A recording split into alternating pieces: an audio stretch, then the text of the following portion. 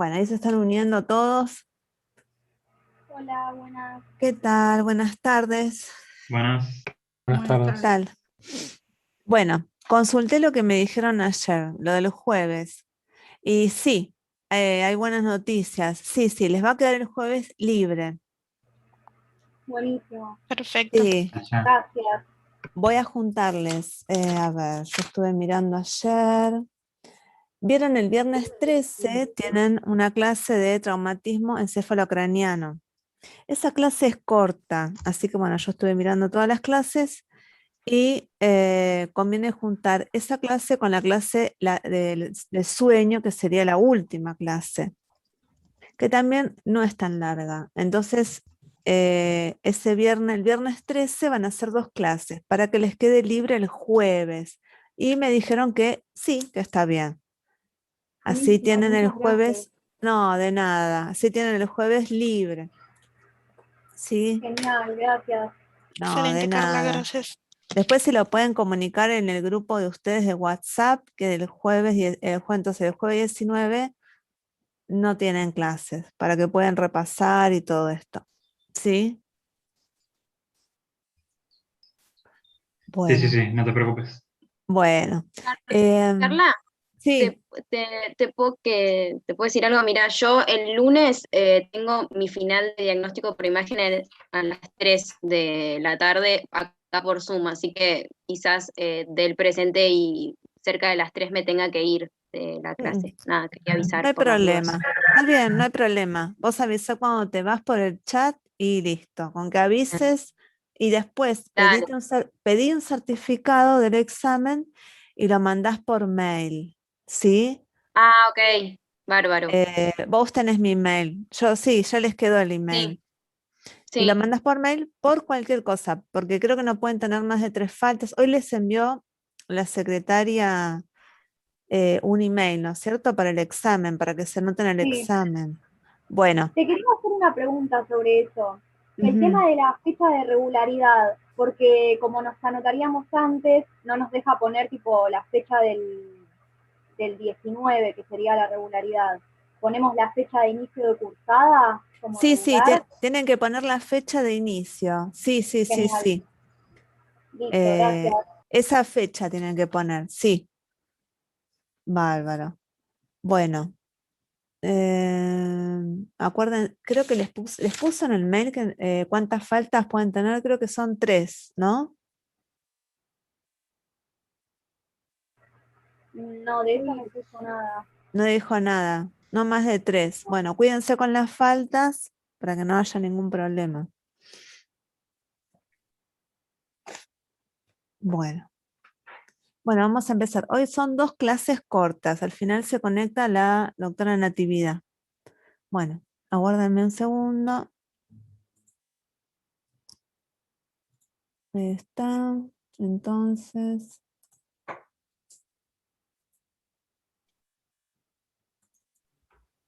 Ahí lo ven, ¿no? Sí. ¿Lo ven? Sí, ahí se Sí, ve. sí, sí. Sí, se ve.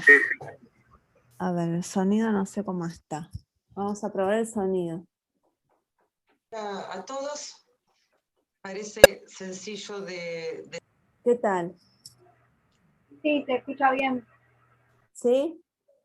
Bueno, Lo rápido entonces que estoy en las arranca. clases, sí.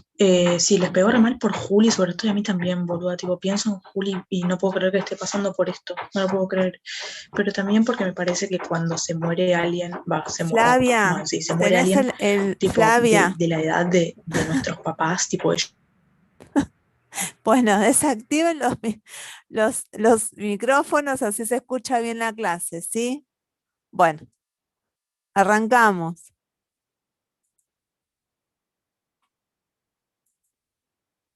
de saber de qué estamos hablando.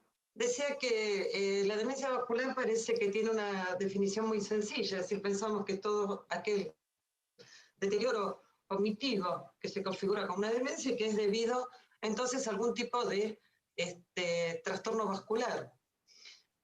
Su origen es trastorno vascular. De todas maneras, la definición vamos a ver que no es tan sencilla y que la categorización de demencia vascular se solapan varias manifestaciones, no tiene un fenotipo característico, no tiene una presentación clínica característica, tampoco tiene un mecanismo etiopatiogénico característico o patognomónico, de manera que podamos definirlo como una lesión o como una entidad nosológica específica. Si nos remontamos a la historia, ya en 1672 se vio la asociación de un daño cerebrovascular con una alteración cognitiva, y es lo que se denominó en ese momento demencia posapopléjica. Ya después Alzheimer, Bieswanger, Pierre-Marie reconocieron que la enfermedad vascular podía provocar este deterioro cognitivo y comenzaron mejores definiciones respecto a lo mismo.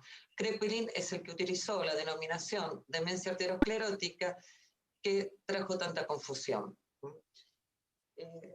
Realmente a lo largo de los años, como pasa siempre en la medicina, se van superponiendo capas geológicas de denominaciones que hacen que después los conceptos sean un poco más confusos al momento de utilizarlos, tanto para la investigación como para la clínica. En 1974-1975, Hachinsky y su equipo solicitaron dejar ya ese criterio de aterosclerosis. Recuerden, quizás los más jóvenes no lo saben, pero cuando decíamos está aterosclerótico, refiriéndose a esa demencia ya definida por Kraepelin.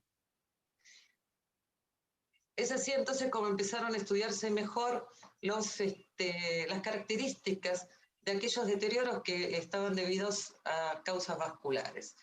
Desde el punto de vista epidemiológico, se bien puede variar de algunos estudios a otros, podemos decir que después de la enfermedad de Alzheimer, la demencia vascular es la causa, o la causa vascular es lo más frecuente en incidencia para la aparición de deterioro cognitivo. Obviamente que si hablamos de vascular, vamos a ver que es una demencia, obviamente secundaria, no neurodegenerativa, y por lo tanto, como su etiopatogenia es vascular, va a compartir los factores de riesgo de todas las enfermedades vasculares y de todas las enfermedades cerebrovasculares. Esto es importante cuando veamos cuáles son las alternativas terapéuticas para esta situación. Volviendo al tema de cómo caracterizamos la demencia vascular, hay muchas maneras de clasificarlas para su estudio, ¿sí? Algunos las dividen en corticales y subcorticales, algunos por el mecanismo de origen. En general, todas las clasificaciones tienen que ver con algo más descriptivo que fisiopatogénico. Así, aquí he seleccionado una de las clasificaciones, es la más frecuente que vamos a encontrar en la literatura, y entonces nos encontramos con la demencia multiinfarto, la demencia o el cuadro que fue definido por el grupo de Hachinsky, la demencia por infarto estratégico, las demencias que se engloban como ocasionadas por enfermedad de pequeños vasos, las derivadas de fenómenos isquémicos hipóxicos y aquellas derivadas de hemorragia.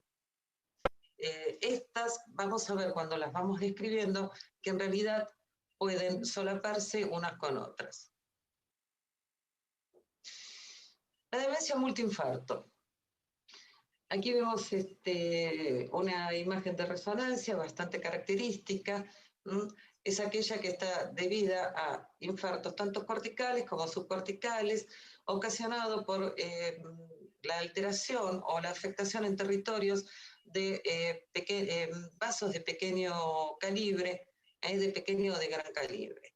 Lo que no distingue cuando se engloba en esta patología, cuál es el origen que produjo la isquemia en estas regiones. Es decir, que tanto podría ser hipertensivo, embólico, trombótico o de otra causa.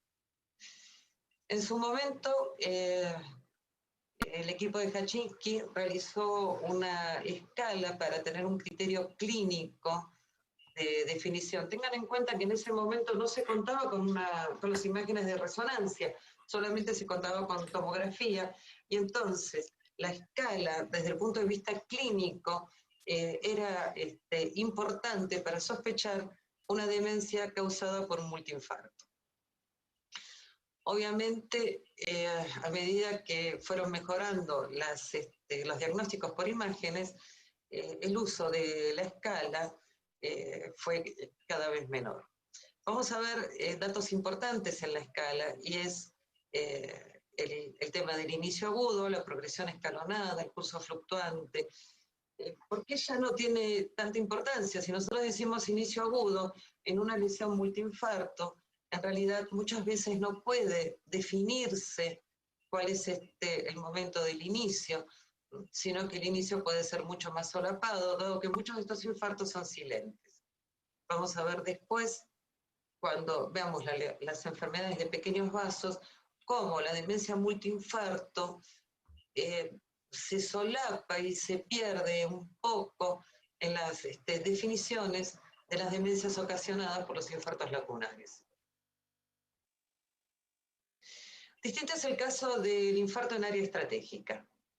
En este caso, sí vamos a tener un comienzo más agudo. En el momento de producirse un infarto en el área estratégica, va a sobrevenir un déficit cognitivo, y entonces la relación causal, temporal, está mucho más definida, es mucho más clara, y la encontramos inmediatamente.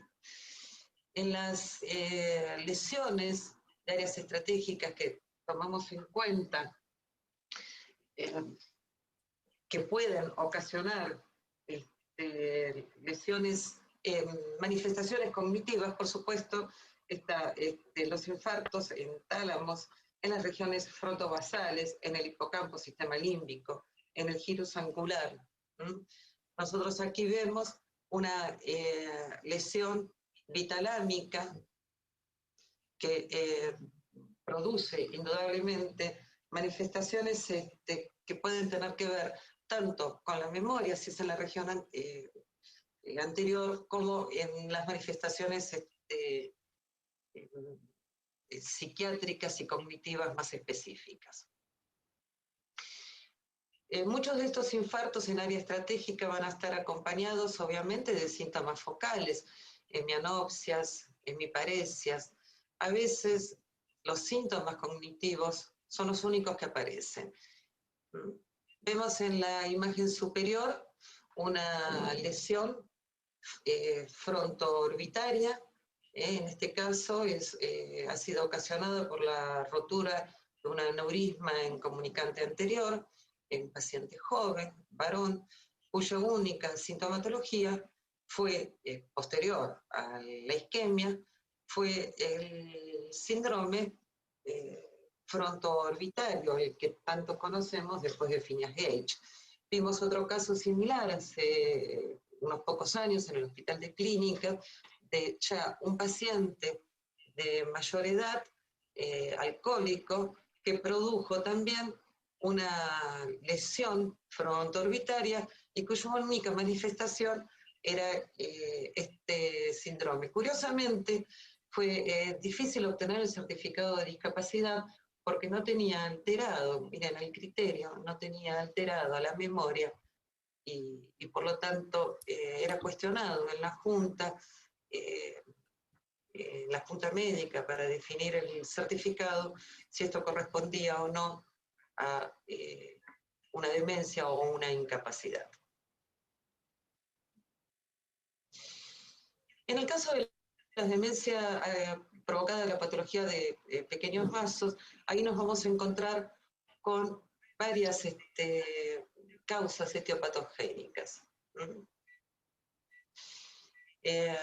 Muchas veces las podemos dividir en unas demencias de un perfil más subcortical, como es el estado lacunar que puede llegar en sus estadios más avanzados a la enfermedad de Binswanger, o el caso del CADASIL. o puede tener un perfil tanto cortical como subcortical en aquellos deterioros cognitivos que están debidos a una angiopatía hipertensiva, a las angiopatías amiloides o a las enfermedades vasculares dependientes de enfermedades del colágeno. La enfermedad de pequeños vasos, sea cual sea la causa, lo que va a ocasionar puede ser la presencia de infartos lacunares o la presencia de la leucoarairosis. ¿Y qué es la leucoarairosis? La leucoarairosis es un término también acuñado por Hachinsky en el año 1987 y hace referencia a la rarefacción de la sustancia blanca periventricular. Esta rarefacción se explica por la irrigación que llega a esta zona. Esta zona está irrigada por arterias penetrantes que provienen de la pía, que atraviesan de manera perpendicular las capas cerebrales, hasta, siguiendo las fibras mielínicas, hasta llegar al área periventricular. No tienen anastomosis entre sí, ni con otro sistema vascular o con otro sistema de aporte sanguíneo. Entonces hace que sean muy susceptibles a fenómenos como la hipoxia, la hipertensión, la microangiopatía arteriosclerótica, el edema cerebral, entre otras causas. Estas leucoarairosis puede ser leve, como vemos en la imagen superior, o puede ser muy extensa, como vemos en la imagen inferior. Se considera que en realidad esta rarefacción de la sustancia blanca periventricular sería entonces debida a efectos, es decir, infartos isquémicos que van siendo cada vez más confluentes, y en muchos casos también a microhemorragias que luego se manifiestan como zonas necróticas o isquémicas. A veces se considera que la leucoarairosis es leve, es una manifestación habitual y dentro de la normalidad en los pacientes añosos. Sin embargo, tenemos que considerar que siempre es un signo al cual tenemos que prestar atención, buscar la causa y hacer prevención. En la medida que este trastorno circulatorio, sea la causa que lo origina, va persistiendo en el tiempo, vamos a ver que la leucoarairosis se extiende, pasa más allá del área periventricular para tomar los centros semiovales. En la imagen inferior vemos una lesión muy extensa de rarefacción, incluso con esas imágenes de cavitación. Esta imagen es la que corresponde a, por ejemplo, un Binswanger. Es decir, que es un poco forzado separar en la clasificación una demencia por infartos lacunares de una demencia de Binswanger y desde el punto de vista clínico incluso una demencia por el CADASIL. Por otra parte, como vemos, se solapa con tanto la clínica como las manifestaciones de una demencia multiinfarto. Les decía que la leucoarairosis, aunque sea mínima, tenemos que tenerla en cuenta. Muchas veces en los niños, cuyas manifestaciones clínicas son de una parálisis cerebral, incluso con mucho compromiso, tanto motor como cognitivo, en las imágenes de resonancia, lo único que encontramos es una leucoarairosis periventricular no muy extensa y muchas veces, solo más importante, rodeando los cuernos occipitales. También cuando hablamos de infartos lacunares hay diferencias en el diagnóstico. Algunos dicen que se limitan a aquellos que tengan menos de 15 milímetros, otros dicen 20 milímetros, y por supuesto estos son todos clasificaciones o limitaciones que son meramente descriptivas y que no hacen a los cuadros clínicos que vemos. La microangiopatía o todas otras causas que hemos visto que generan lesiones lacunares, rarefacción de la sustancia blanca periventricular, obviamente no se van a limitar a el área supratentorial, sino que pueden tomar protuberancia, pueden tomar tronco, y ahí es cuando se va a asociar a la demencia cuadros como el trastorno pseudovulvar y, por supuesto, trastornos en la marcha, trastornos urinarios, trastornos de tipo neuropsiquiátrico.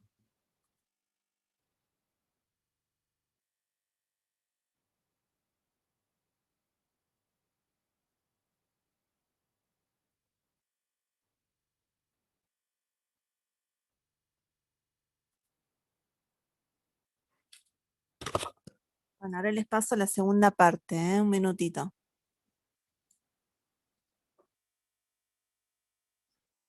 Esperen que está dividida en dos.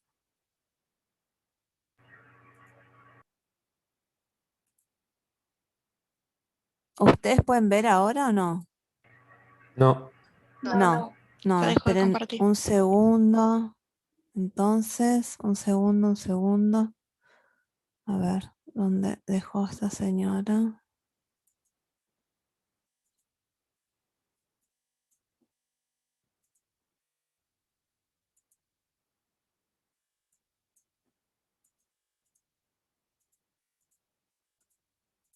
Ahí está.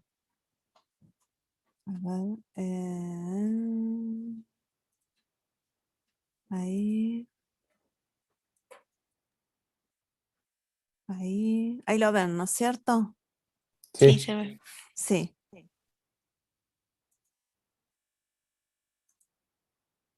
Entonces,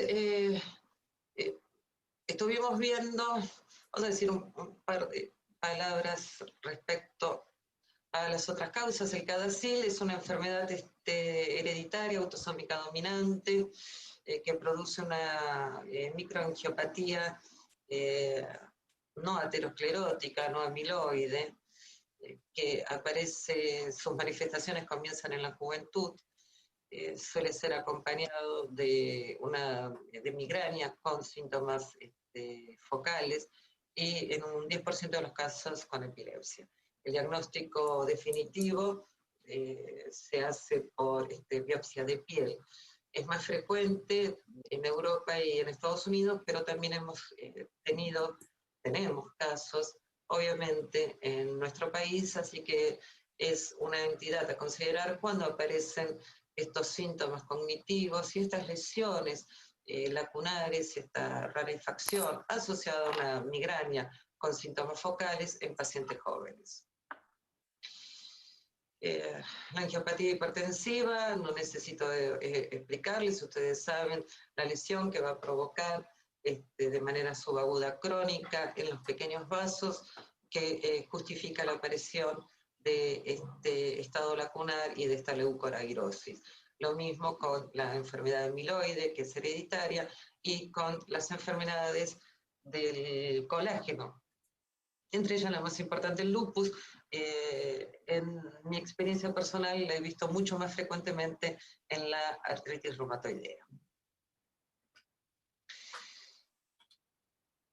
Las manifestaciones tanto de la demencia multiinfarto como de la demencia ocasionada por patología en pequeños vasos va a depender sobre todo de la localización de las lesiones.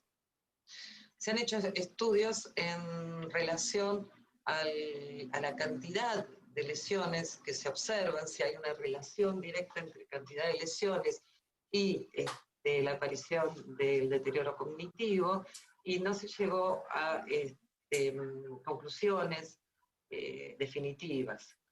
También tenemos que tener en cuenta el estado cognitivo previo del paciente, la reserva cognitiva previa en cuanto a la posibilidad de estas lesiones de presentar un deterioro cognitivo. Indudablemente, cuando estamos hablando de un anciano y sobre todo si estamos hablando de una persona que ya tiene o que ha comenzado, aunque de manera subclínica, con una enfermedad degenerativa como el Alzheimer, el impacto de estas lesiones, aunque sean escasas en el área cognitiva, va a ser mucho mayor. Es decir, en definitiva, lo más importante no es el volumen ni el número de las lesiones, sino justamente que estas lesiones hayan afectado las áreas estratégicas. Como dijimos antes, sobre todo ganglios basales, las lesiones talámicas son las más importantes.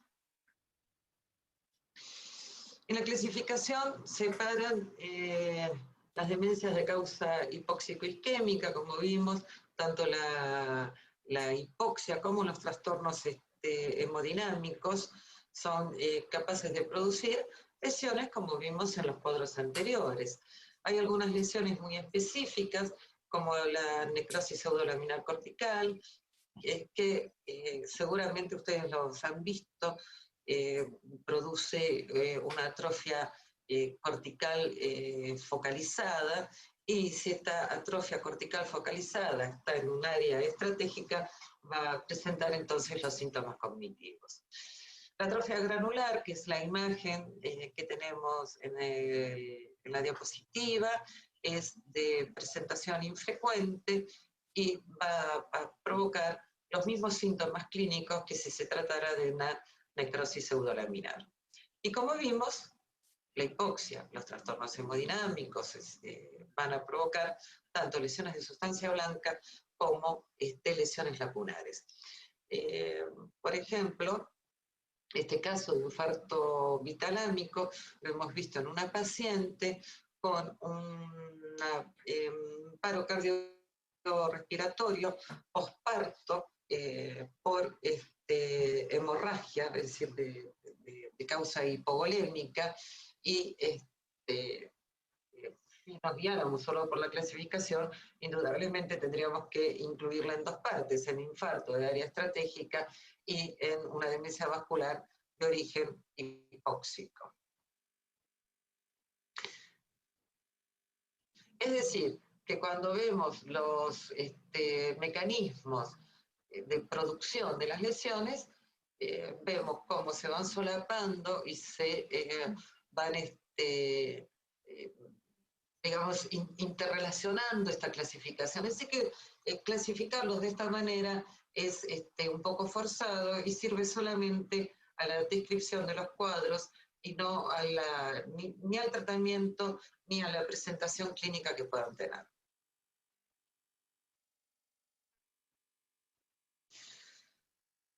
Entonces nos preguntamos, así como decíamos que no hay mecanismos etiopatogénicos específicos para la presentación de una demencia vascular, tampoco vamos a tener una clínica neuropsicológica o un perfil neuropsicológico específico, porque todo va a depender de las áreas que han sido impactadas por la lesión vascular. Se dice muchas veces que la característica que podría unirlas es esa característica de perfil parcheado. Es decir, de acuerdo a donde tomen, vamos a tener dominios cognitivos más o menos afectados o no afectados, y por supuesto con un grado de severidad diferente. Esto obviamente no es patognomónico de la demencia vascular. Si nosotros vamos a la de infarto estratégico, a la demencia por infarto estratégico, no vamos a encontrar un perfil parcheado. Por otra parte, enfermedades degenerativas, como la afasia semántica progresiva o la demencia por cuerpos de Lewy, tienen un perfil parcheado y su origen es degenerativo y no vascular. En cuanto a la evolución, Cuando Hachinsky y su equipo definieron la demencia multiinfarto, como veíamos en su escala, hablaba de una evolución escalonada, es decir, en la medida que se iban produciendo más lesiones, se veían como descensos, como escalones, como descensos más abruptos en el rendimiento cognitivo. En la práctica no siempre es así, muchas veces tiene un desarrollo mucho más insidioso, y por otra parte, todos sabemos en nuestra práctica clínica que a veces el Alzheimer, por intercurrencias clínicas o por otro tipo de circunstancias sociales, familiares, y a veces no podemos saber la causa, también tiene un aspecto en algún momento escalonado, algún deterioro más abrupto. Por supuesto que cabe pensar que quizás ese deterioro más abrupto se relacionó con la aparición o no de una isquemia asociada al Alzheimer. En cuanto a los dominios afectados, no siempre la memoria está afectada. Obviamente, si la lesión es hipocampal, vamos a tener una afectación de memoria muy importante. Pero muchas veces lo que vamos a tener es un perfil más subcortical, es decir, un perfil disejecutivo, con afectación tanto de la velocidad de procesamiento, de la atención, de la flexibilidad mental.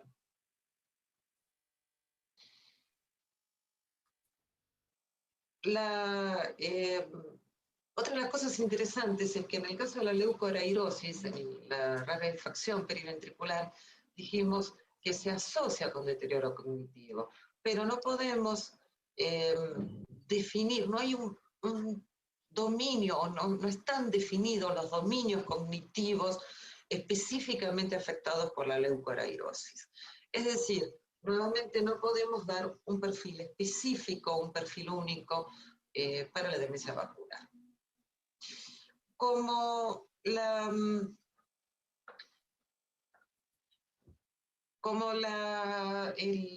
memoria a veces no está afectada, muchas veces el mini mental no es la mejor herramienta para hacer un screening rápido de demencia vascular. Finalmente, en esta diapositiva les puse la incorporación del concepto de trastorno cognitivo vascular. Este concepto también fue traído en su momento por el equipo de Hachinsky, y si usáramos un término más moderno, lo que diríamos es que el trastorno cognitivo vascular es el deterioro cognitivo leve, moderado, que no llega a configurar un deterioro mayor característico de la demencia. Es decir, que sería nada más que el paso previo que atraviesa el paciente con un cuadro subagudo crónico vascular que va provocando cada vez mayor deterioro. Como ven, a medida que vamos avanzando, vemos cómo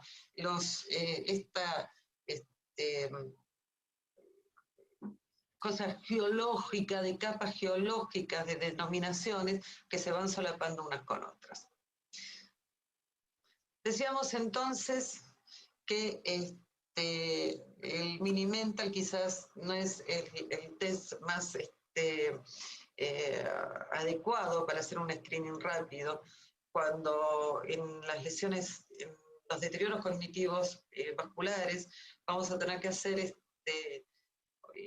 una exploración más detalladas de los dominios cognitivos.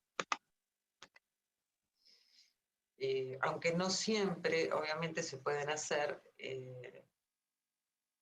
baterías tan prolongadas por cuestiones de tiempo y cuestiones económicas, pero es recomendable tratar de incluir varios dominios para, más allá de la evaluación de la memoria.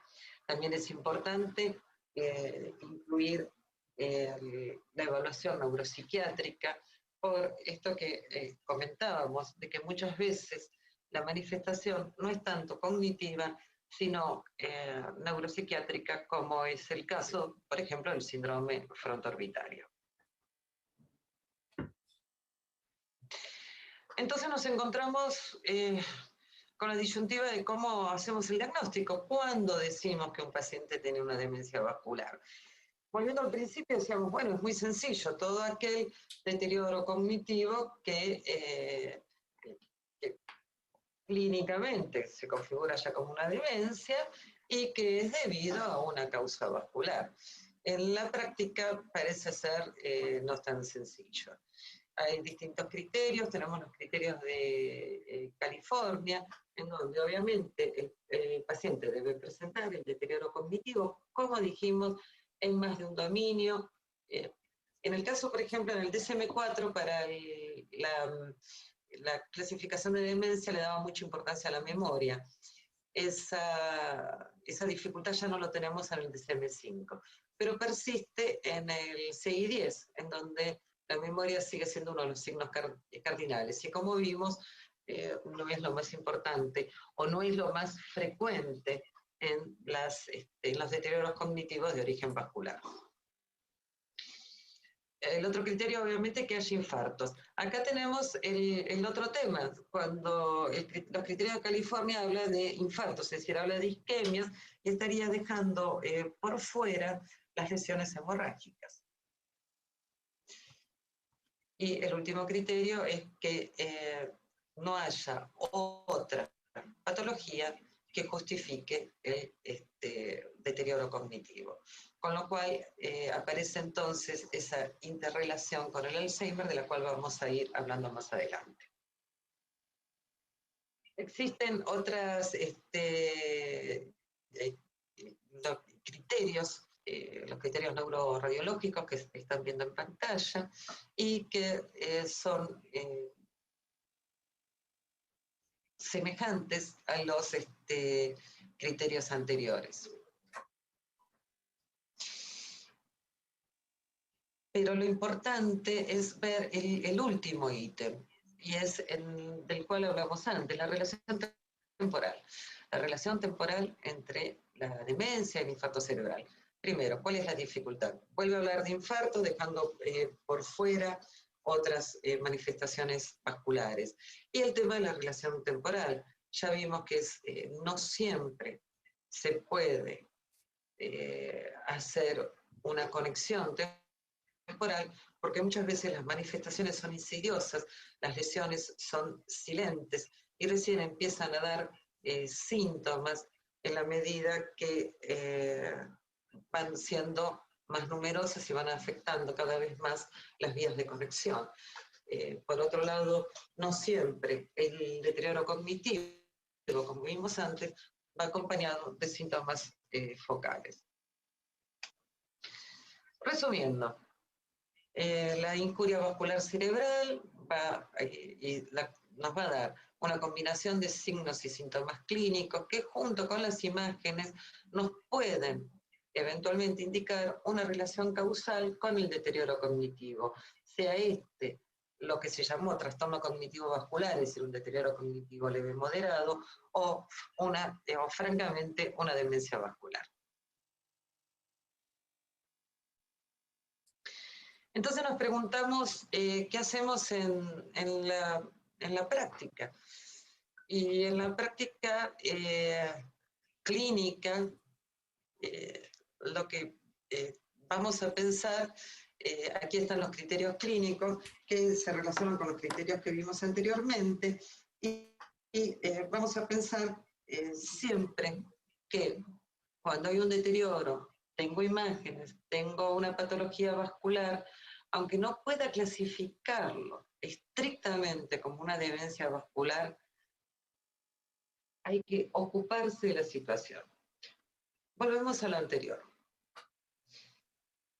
La presencia de lesiones vasculares va a descender el umbral de presentación clínica de una enfermedad degenerativa como el Alzheimer. Por lo tanto, no es menor cuando vemos lesiones vasculares, leucoareoirosis leves o algunas lesiones lacunares aisladas. Siempre tenemos que ocuparnos, aunque no podamos hacer un diagnóstico definitivo de demencia vascular.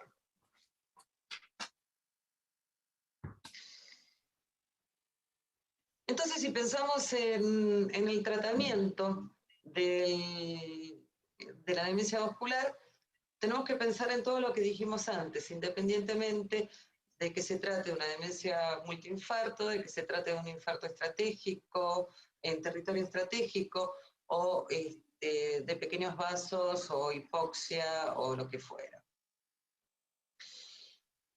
Y entonces nosotros lo que vemos que la demencia vascular en realidad es un desafío sobre todo para el clínico. Es el clínico el que tiene digamos, la carga de prevenir este cuadro clínico. Nosotros hablábamos que entonces hay factores de riesgo vascular múltiples, dislipidemias, cardiológicos, todos, hipertensión y todo lo que ustedes ya conocen.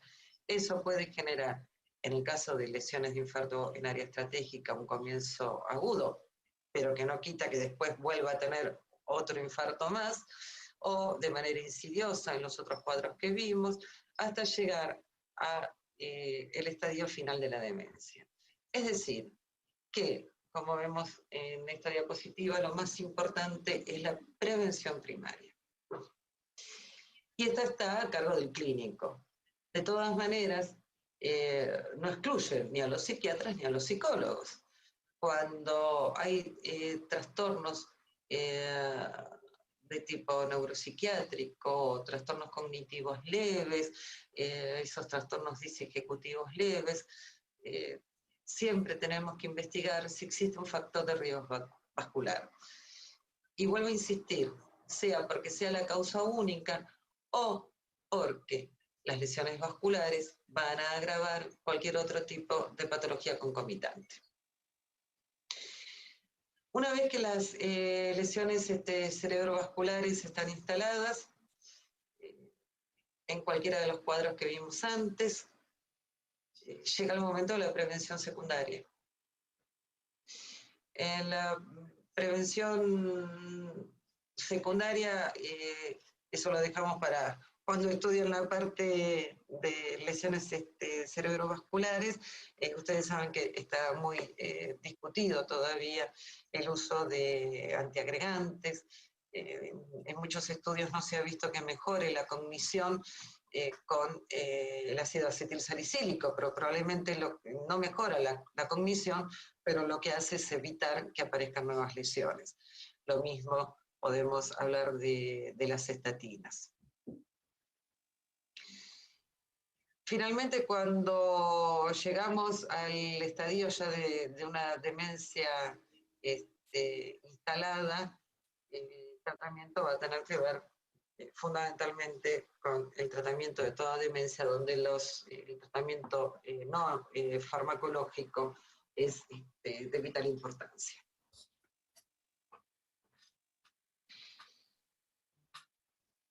Y entonces nos viene la pregunta, ¿sirven los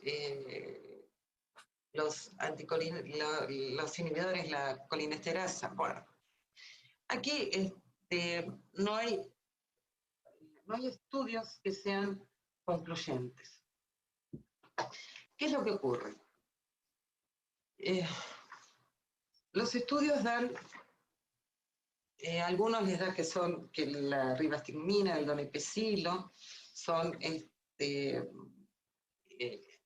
digamos, mejoran la cognición y mejoran la progresión, o al menos paran la progresión del deterioro cognitivo. Y entonces, debemos darle a los pacientes que tenemos con diagnóstico de demencia vascular inhibidores de la colinesterasa. En realidad no está indicado. Si bien se sabe que hay una disminución de la acetilcolina en el núcleo de Meynert, los estudios no son concluyentes. Puede ser que lo que ocurra es que esta demencia vascular está asociada además a un trastorno neurodegenerativo, quizás en una etapa preclínica. Y entonces la mejoría que se observa en algunos estudios se deba justamente a esta asociación entre un deterioro cognitivo de origen vascular y la presencia de un trastorno neurodegenerativo.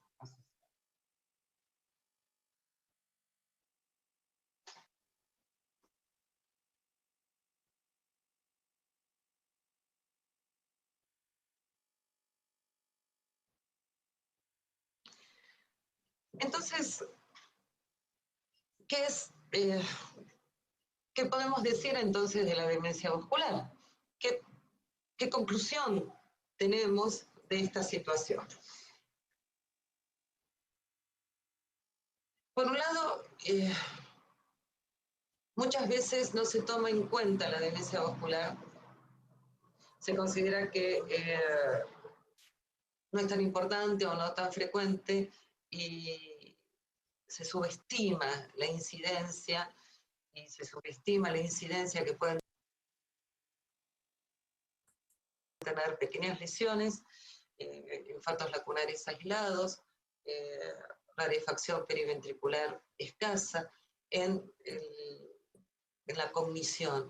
Y lo importante de esto es solamente tenerlo presente y atender tanto los factores de riesgo como si hay ya lesiones instaladas.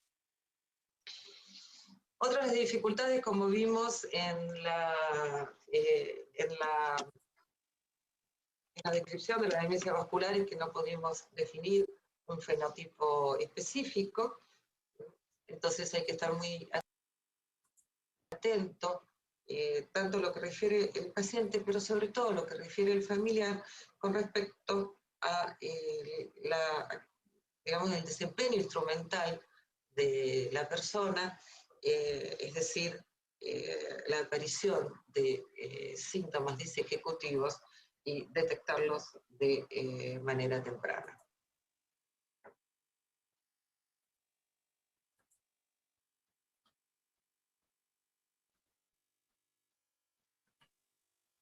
Bueno, hola, ¿qué tal? ¿Cómo están?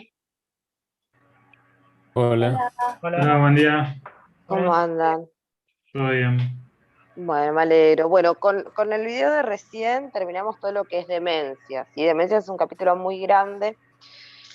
Hoy en día está, digamos, muy en boga, sobre todo con los problemas, ¿no?, del deterioro cognitivo y la enfermedad de Alzheimer, y la falta a veces de prestaciones que hay, o el acceso a una evaluación neurocognitiva.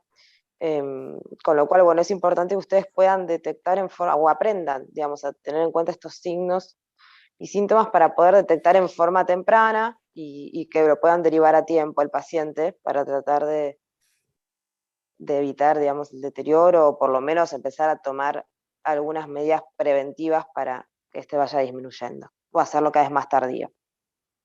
¿Alguna duda que les haya quedado de algunas de las enfermedades, ya sea la demencia por cuerpos de Lewy o frontotemporal, o el Alzheimer, o la demencia vascular de hoy? Una pregunta me Sí. quedó. Digamos, para dividir las aguas, a grosso modo, el examen, digamos, más allá del examen clínico, ¿no?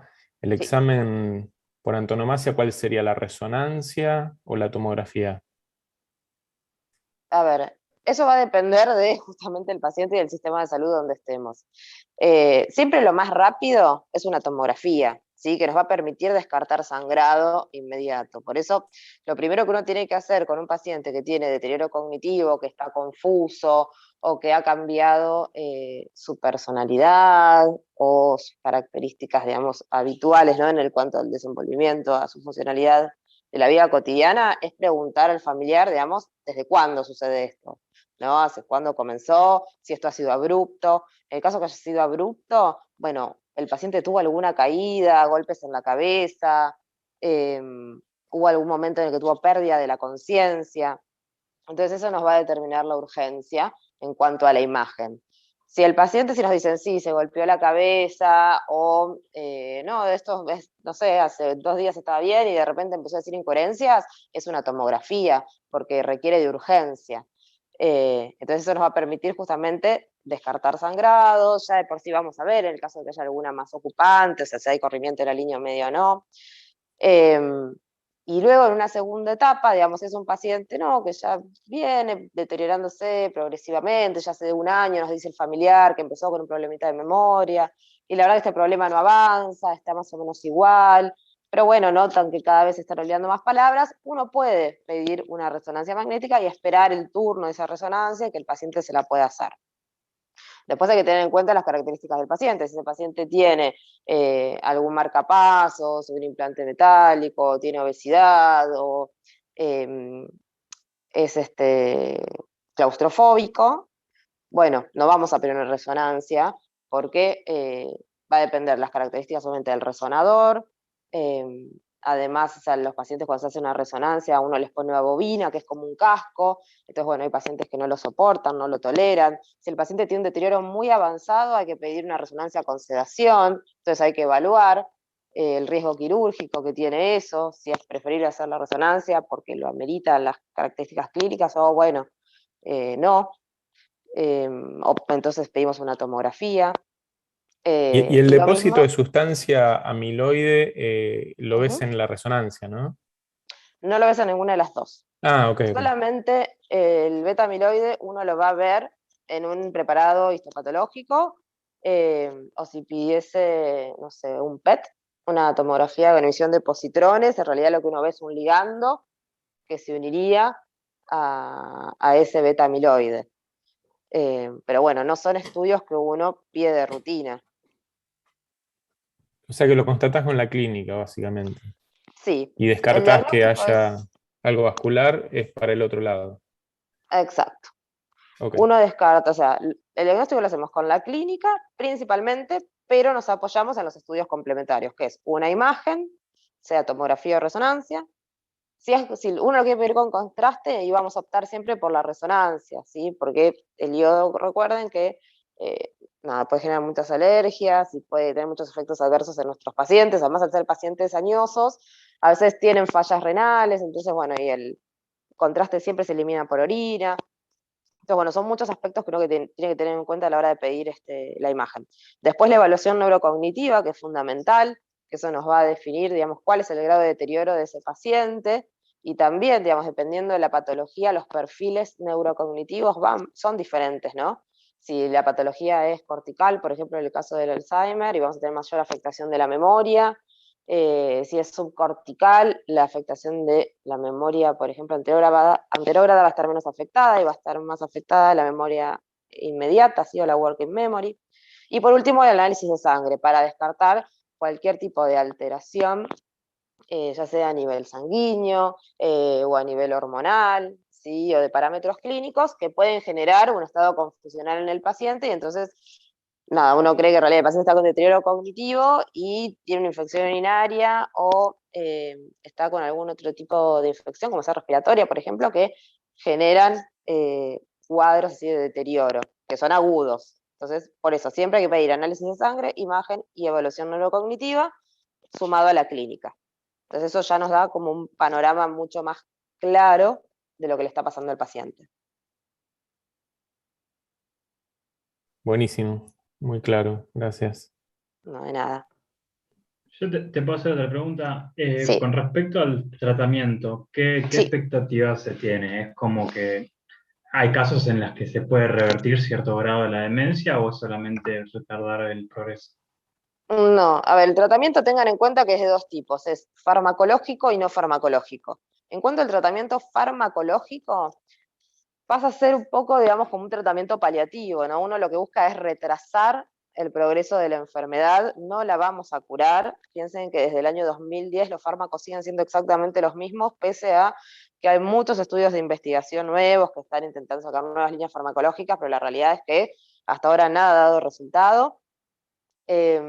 y ustedes piensen que los fármacos actúan sobre receptores. Esos receptores, digamos, son las neuronas que uno tiene en la corteza. Estas patologías van haciendo que esa corteza se vaya achicando, es decir, que las neuronas van muriendo. Por ende, cada vez hay menos sustrato sobre dónde puede actuar ese fármaco.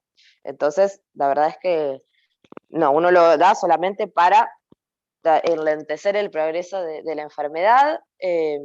Muchos estudios clínicos y farmacológicos muestran que durante el primer año en el que uno instaura el tratamiento farmacológico, uno obtiene la mayor respuesta, y ya luego de ese año la respuesta cae.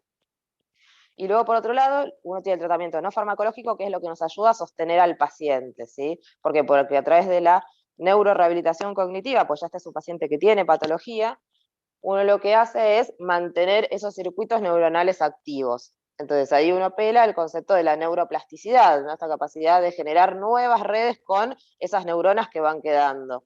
Pero bueno, es un entrenamiento que el paciente tiene que estar todas las semanas. En nuestro país la realidad es que, como todo tratamiento es muy caro, entonces a veces los pacientes van una sola vez por semana, 2 horas, y con eso uno no hace nada, porque la patología no es que ya está, digamos, en esas 2 horas uno rehabilitó y listo, y alcanza para toda la semana, porque la patología sigue avanzando. Es como cuando uno hace una kinesia, porque tuvo, no sé, una lesión, un desgarro muscular. A uno le dan 12 sesiones de kinesiología, a veces las hace dos veces por semana, pero incluso termina las sesiones y no se curó todavía la lesión y hay que darle tiempo. Imagínense que lo mismo es con el cerebro.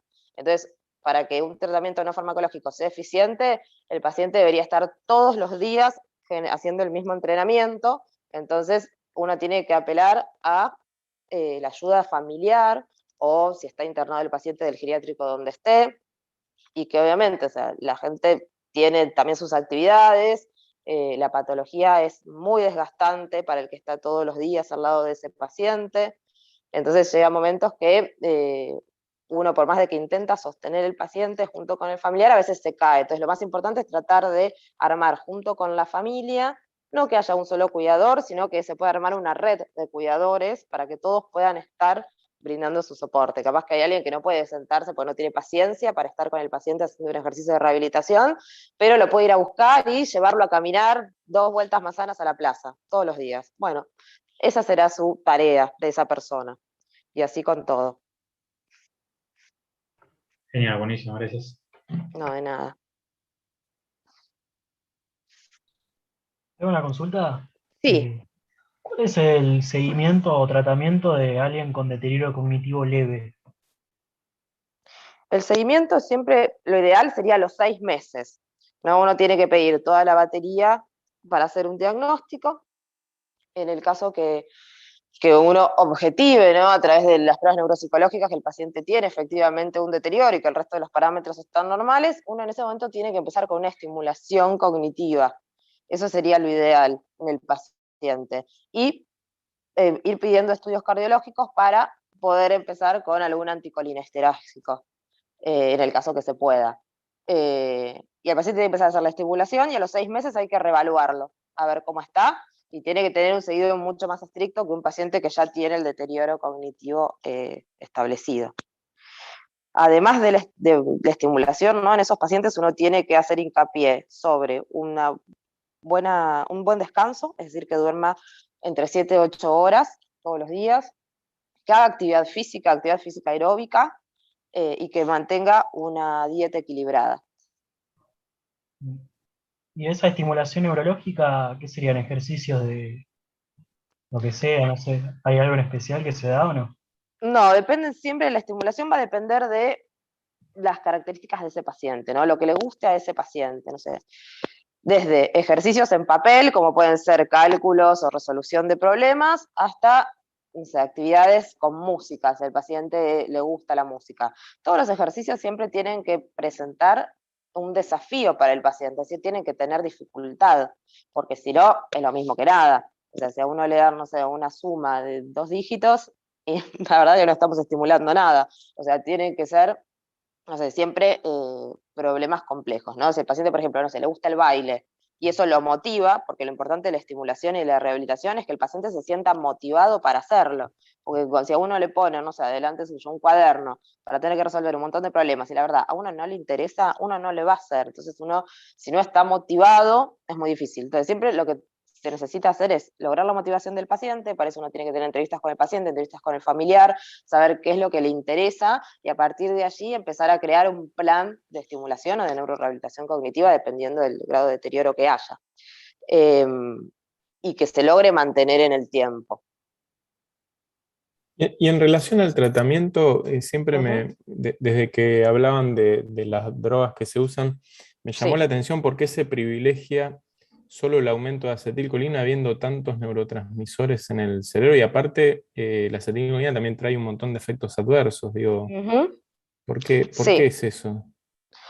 Porque desde el punto de vista estructural, digamos, el área de Maynard es una de las principales afectadas, donde se ve que hay una disminución, digamos, de todas las neuronas, y lo otro es el glutamato, ¿no? A nivel del hipocampo. Por eso también se combina con memantina, que son en realidad los dos fármacos que uno tendría que usar. Son los prevalentes, ok. Sí.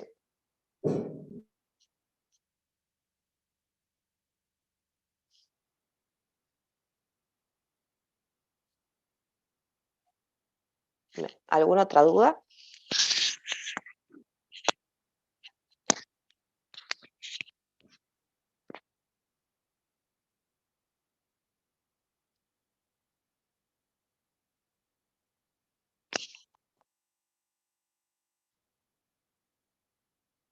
Bueno, muy bien. Puede ser que después surjan cosas, no hay problema, lo podemos retomar más adelante. Carla me había preguntado, que me imagino que ya se los dijo, para que tengan el jueves libres, así que les vamos a juntar 2 clases para que el jueves ya les quede para estudiar. Sí, nos contó, muchas gracias. Perfecto. Hoy tendrían que haber recibido un mail por parte de la secretaria, de la otra secretaria de Patricia, para que recuerden la inscripción al examen, que es la semana que viene. Sí, nos llegó. Sí, lo Perfecto. Buenísimo, genial. Bárbaro. Bueno, acuérdense entonces, va a estar abierta toda la inscripción toda la semana, del lunes al viernes. Si se inscriben y después no se presentan, obviamente que no pasa nada, pero bueno, si tienen dudas, igual inscríbanse y después cualquier cosa no se presenta. Buenísimo, Doc. Muchas gracias por la clase. Muchas gracias. Muchas gracias. Bueno, que tengan un buen fin de descanso. Gracias igualmente. Gracias igualmente. Gracias. Muchas Chao. gracias. Chao, gracias, Nati. Chao, Carly. Chao.